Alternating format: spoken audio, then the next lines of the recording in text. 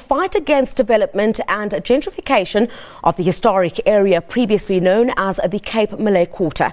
The High Court recently ruled that property developer Blok put his development in Lion Street on hold until today's court date. Now, last month, the court granted the company an interdict prohibiting residents from interfering with the construction of an apartment development.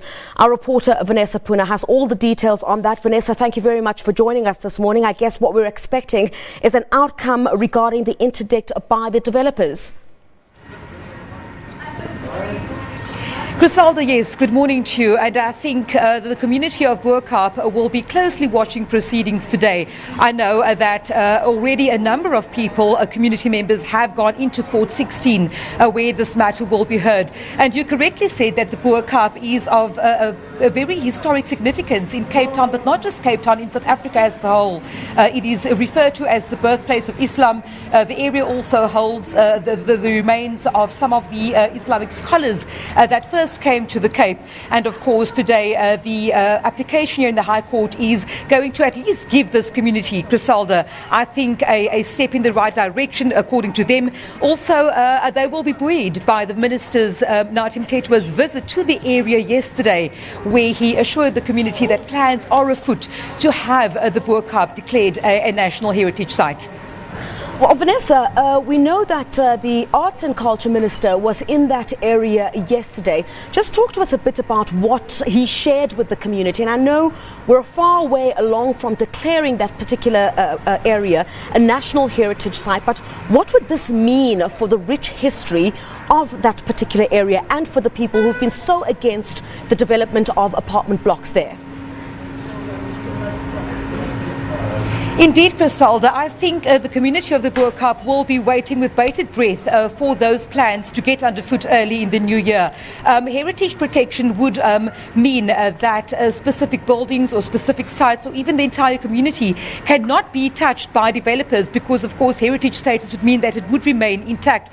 But joining me to explain exactly what this heritage status will mean for the Bo-Kaap community is Osman Shabuddin, and he is from the Bo-Kaap Civic and Ratepayers Association. Osman, good morning to you. I'm keeping you out of proceedings at this point, but I think it's important for us to delve into what exactly this case means today in terms of where the community of the Bo-Kaap is in this fight to stop what you call gentrification of the Bo-Kaap. Yeah, I think this case is but one of the cases that is coming before the court. But I think this is the old tail end of the interdict that was given for the development of Blok, in the sense of the crane coming into Bo-Kaap, which was stopped about a month ago. But what it was a victory is basically the crane is not coming into Bo-Kaap as we speak. But I think going forward, I like the optimism that the minister have portrayed towards Bo-Kaap and its protection from a heritage point of view at yesterday's meeting. And also I cannot help but to mention our new mayor, Dan Plato, that is responsible for the overall protection of the Bo-Kaap in the heritage stations. So you have two types of protection. The one that's individual from a national point of view, that is from the minister, and the other one is a blanket protection over the whole of Bo-Kaap from the city. So it will dictate what we build in there, it will dictate what we do in there, it will dictate how developers look at Bo-Kaap in the future.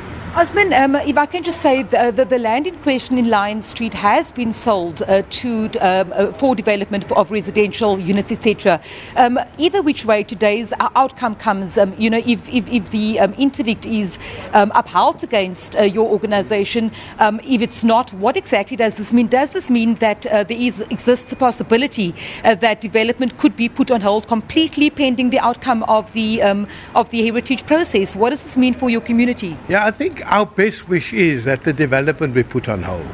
I think what we see and what we hear now is coming to light from all the ex-councillors that was in the city, that basically things were not done in accordance to what should have been done. And I think the challenge going forward is we're definitely going to bring a review on the sale of that particular plot where Blok is being built, and we're definitely questioning the Monica's home sale, because we felt that it had to go through a public process. Thank you very much, Osman Shabadeen. They're just explaining to us what we expect to happen inside court today, of course, as the battle for the Bo-Kaap, if one can call it that, continues to rage against development in the area, as well as, on the other hand, retaining the rich cultural history as well as heritage of the Bo-Kaap precinct.